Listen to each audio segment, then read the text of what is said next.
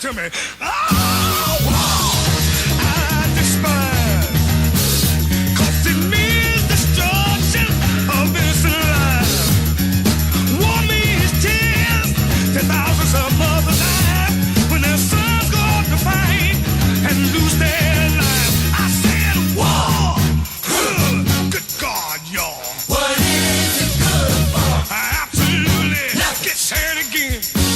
War. Lord. What is it good for? Absolutely. Nothing. Listen to me. War. It ain't nothing but a heartbreak.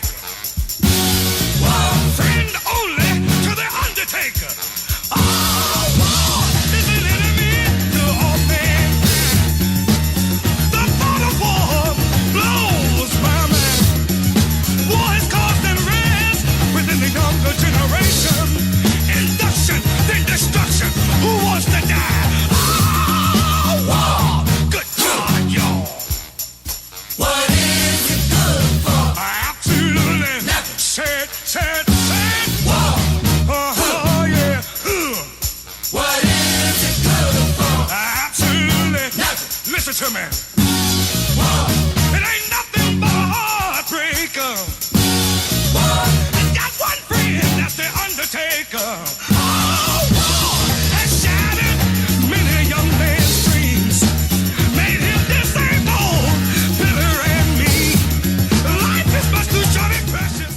The Indian Reserve was transformed into the A-29 Canadian Infantry Corps Training Center. It could accommodate 2,000 soldiers at a time, mostly for 3-month courses in weapons training, learning the intricacies of such devices as the Bren machine gun.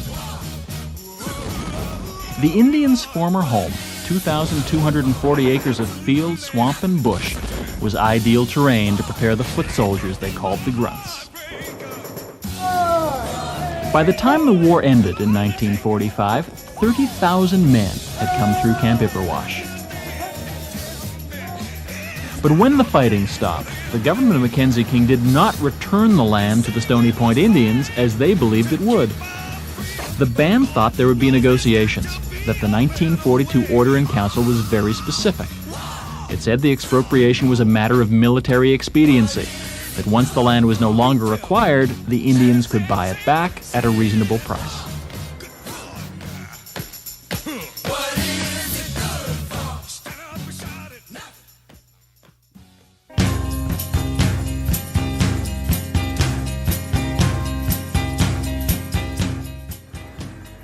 In May 1946, in a letter to Indian Affairs, the Department of National Defense admitted that, quote, to continue ownership of the land into the post-war period would be unjust to the Indians. In his younger years when he was a brave, hunting buffalo for winter he'd save. Then came the white man. Then came the white man.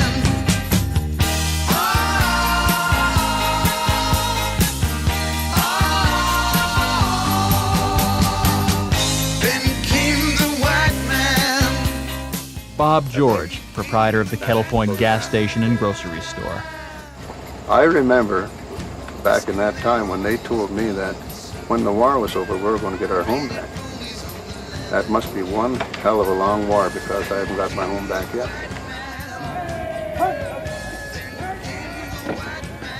The camp remained virtually deserted until the Korean War. These were the last real fighting men at Ipperwash, the 4th Battalion of the Canadian Guards, commanded by Lieutenant Colonel Strom Galloway. But in 1957, his 450 soldiers boarded buses and the battalion disbanded. 5 years after that, another unit trained here for NATO duties in Germany. Since they pulled out 27 years ago, Camp Ipperwash has been left mostly to summer cadets and weekend soldiers.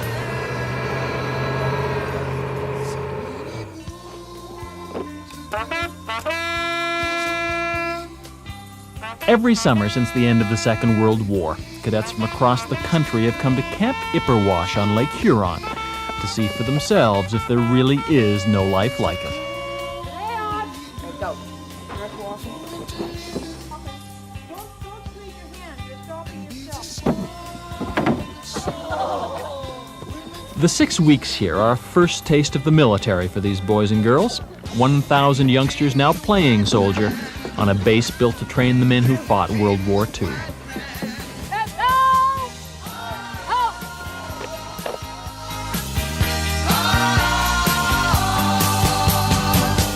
Then came the white man.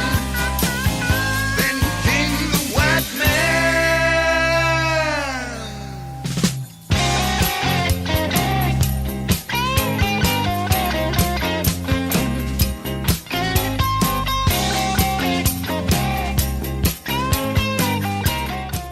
The cadet's commanding officer, Colonel Ralph West.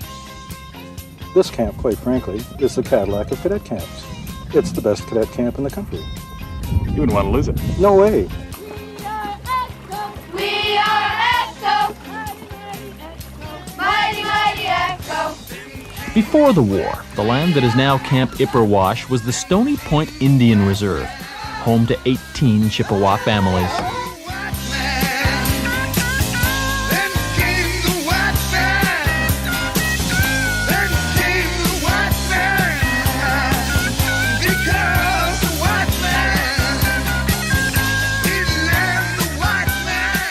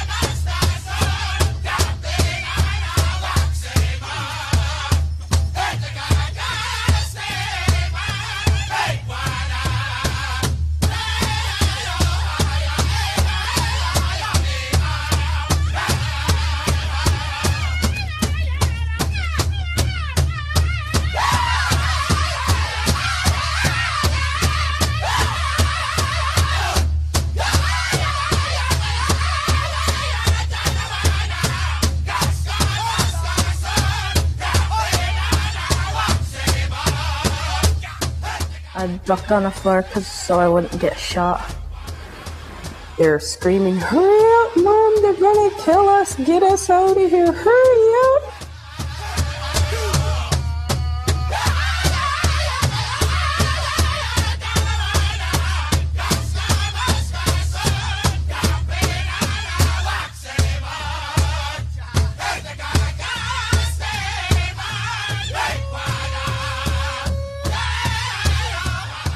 They're just trying to make it peaceful. And they come in with their guns and they start shooting. And like they're shooting everywhere. Pow, pow, pow, pow, pow, pow, pow.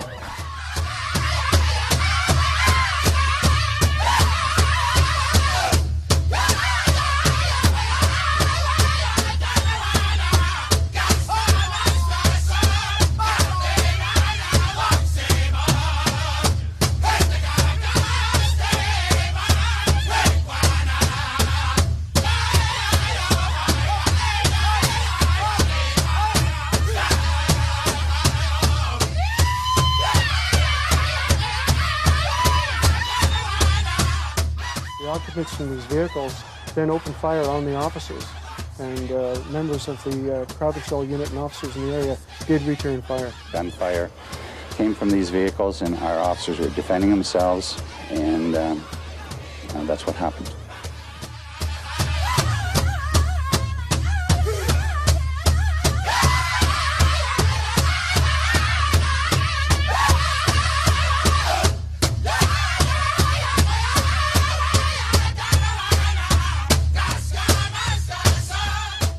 They marched down with the Gestapo. The cops told Dudley, "Come on to our side of the fence. Welcome to Canada. You want to be the first? You'll get it, Dudley."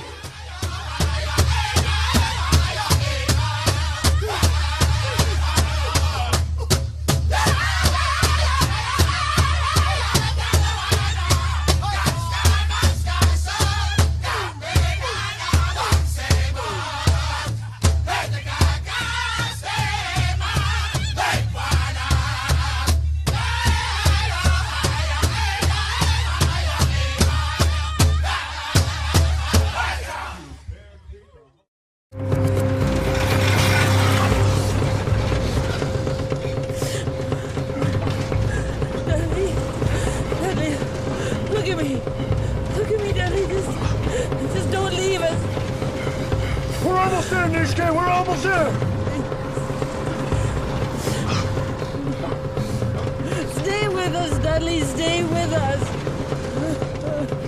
Stay with us. Hurry! Hurry!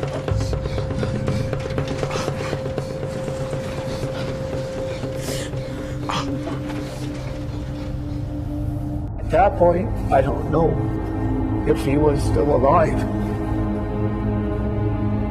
My brother done no more than pull a few moons up the OPP, but they come out and killed him. They murdered him.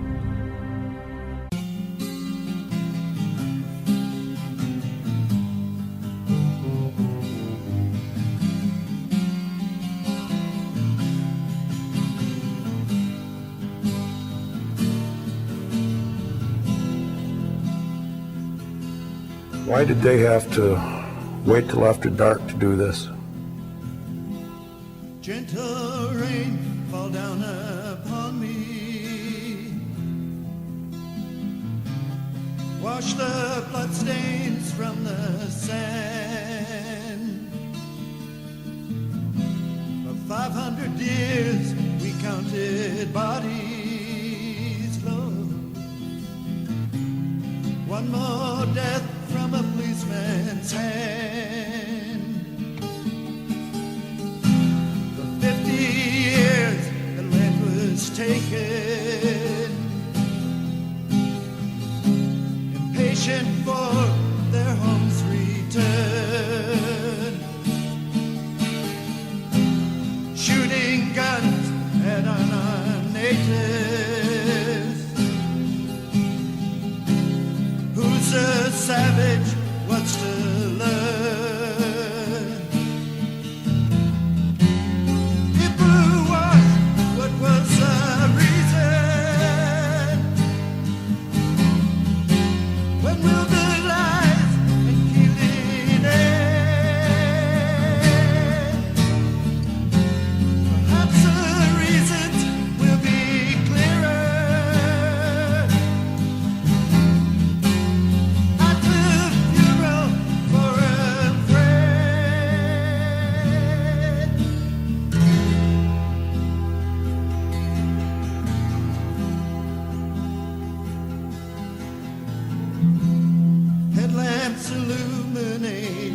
in anguish.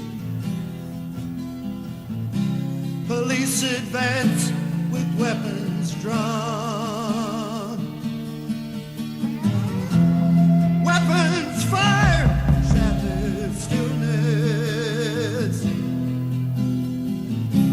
Respect for human life is gone.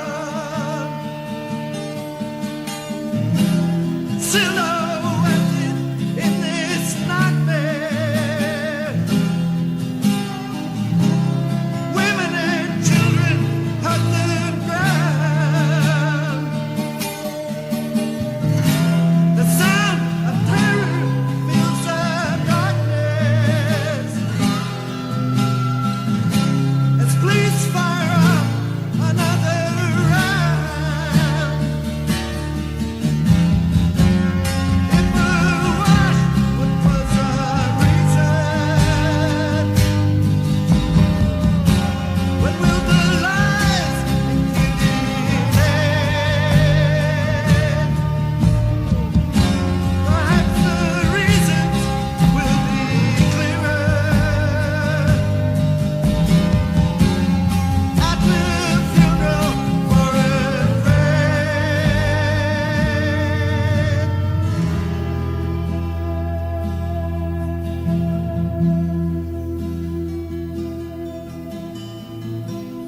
Chains of hatred are inflamed now by the blood at the devil's forge. Who told the police to pull the trigger? Tell me who killed Dudley George? Ipperwash, what was the reason? When will the lies and killing end? Perhaps the reasons will be clearer at the funeral for a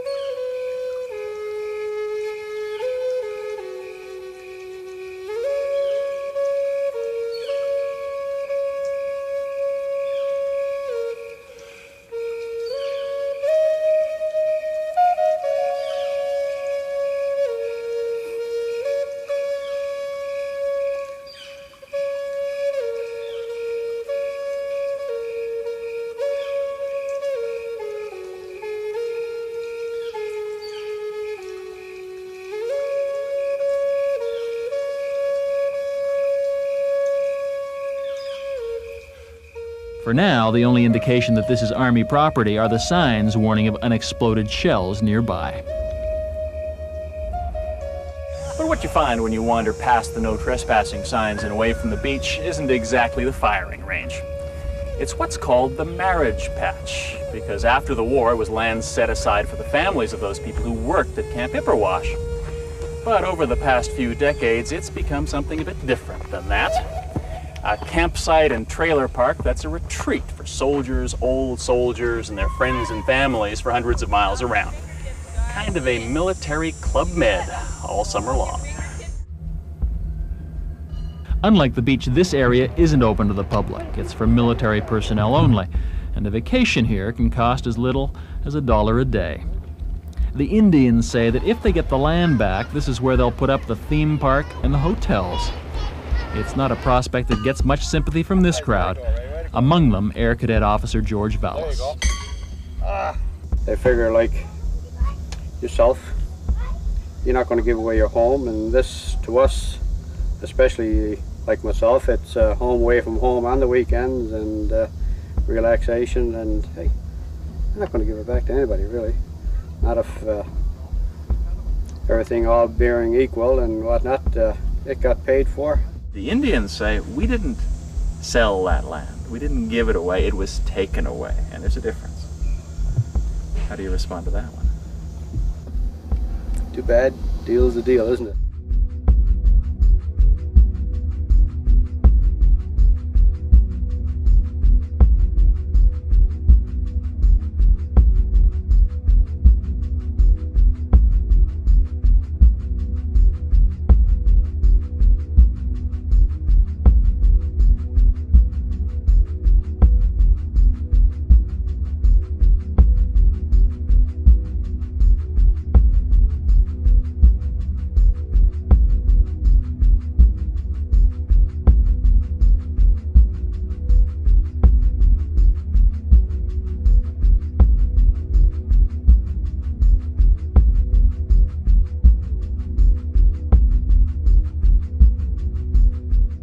Department of National Defense at the meeting, and we had a number of meetings with them, and Minister of Indian Affairs, clearly spelled out to the band by accepting this money that it was not a surrender of the land, that it was a compensation that was due them in 1942.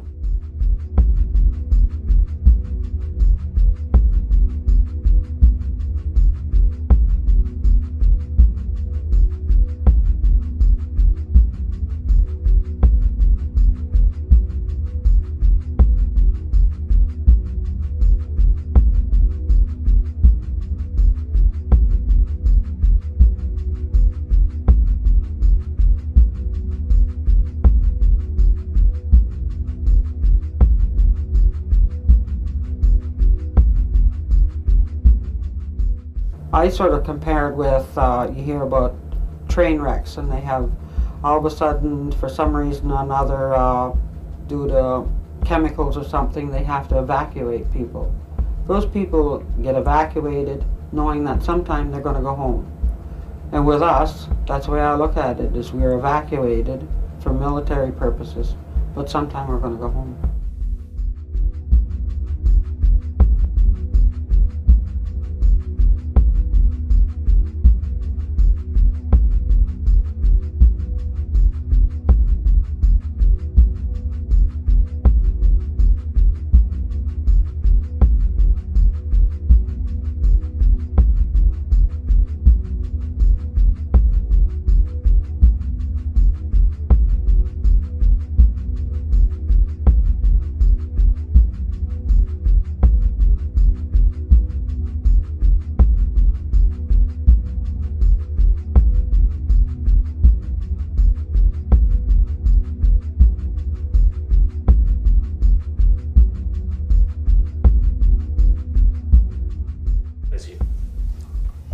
Yes, that is me in England, and I imagine... Back in 1941, Clifford George was the first man on the Stoney Point Reserve to enlist in the Army. He and his artillery detachment would serve along Europe's front lines.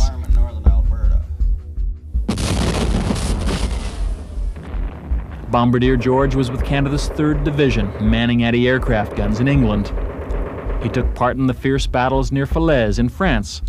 He was wounded by shrapnel at Caen, where 1,500 Canadians were killed or injured. George fought on into Italy, where he was finally taken prisoner for the last 3 months of the war. Italy star. But rather than a hero's welcome, what George found when he returned home was that home no longer existed. The houses, the school, and the church at Stoney Point had all been replaced by army barracks.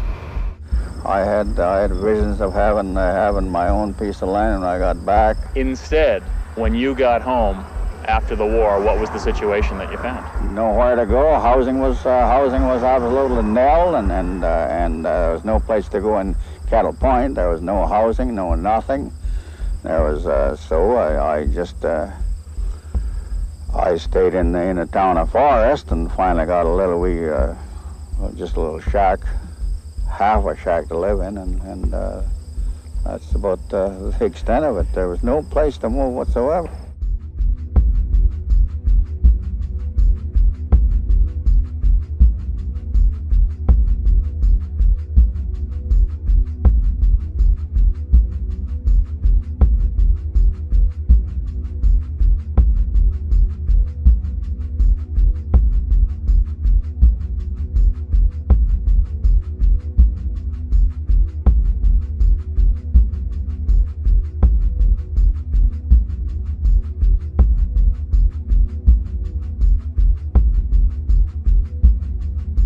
Live grenades and explosives just a few feet away from their front door.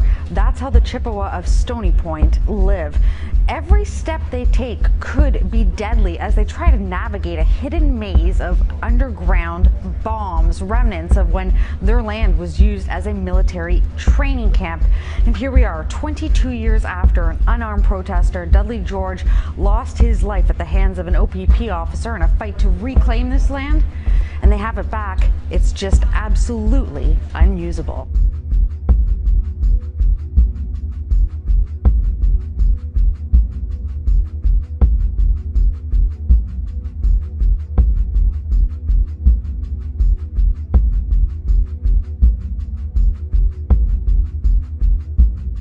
There's no way in hell I got my little girl wash in my building.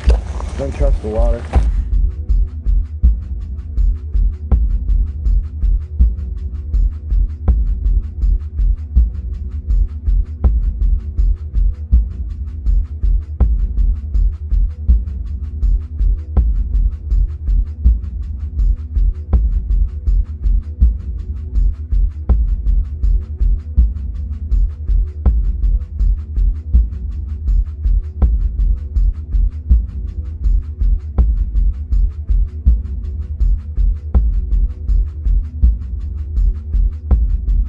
We're going to hold a unity gathering and try and get our people together.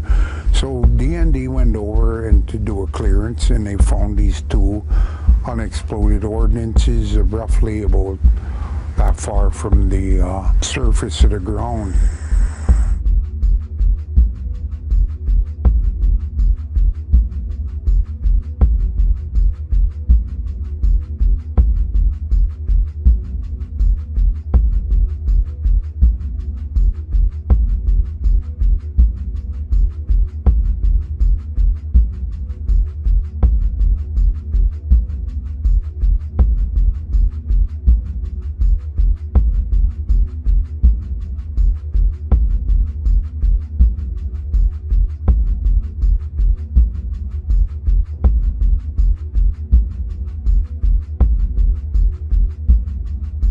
We offered them different accommodations. They said, we're not leaving here. We're never going to leave here because if we leave, they'll come back again.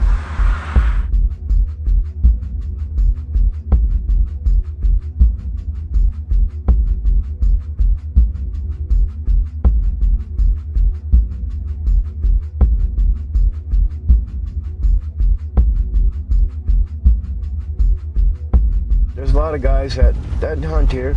They depend on this land for their meat, you know. And so it's good hunting in here still. It's just risky.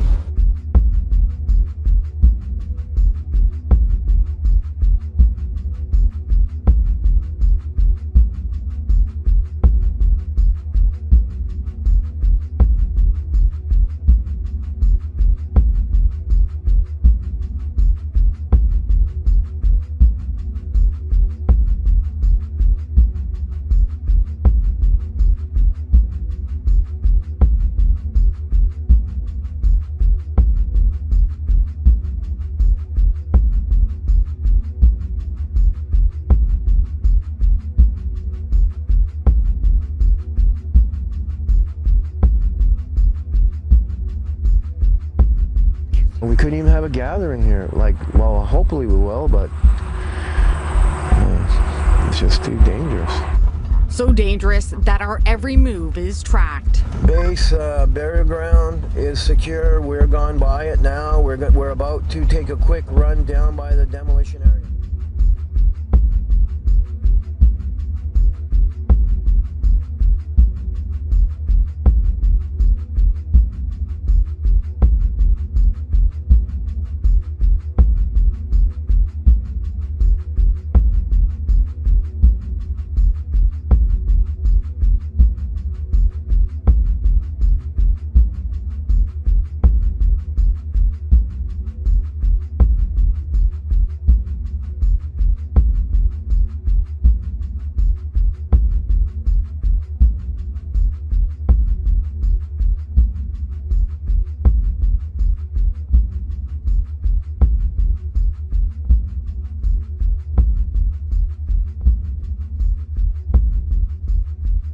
We would come and fish here until the military would come and tell us we had to leave, we were trespassing.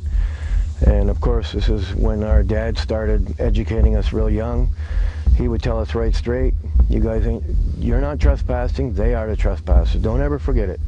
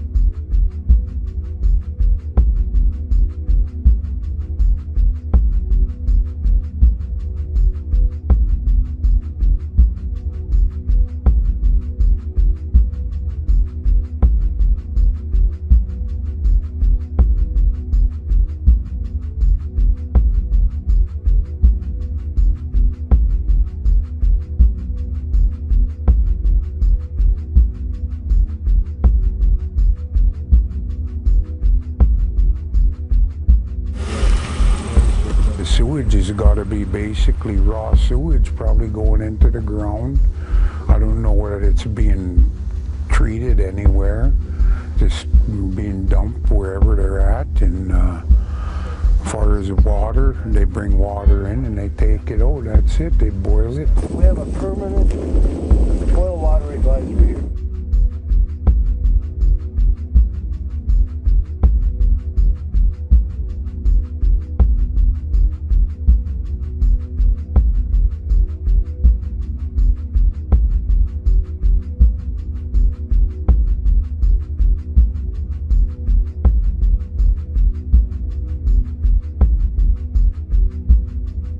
I went for my first medicine walk when I was 6 years old.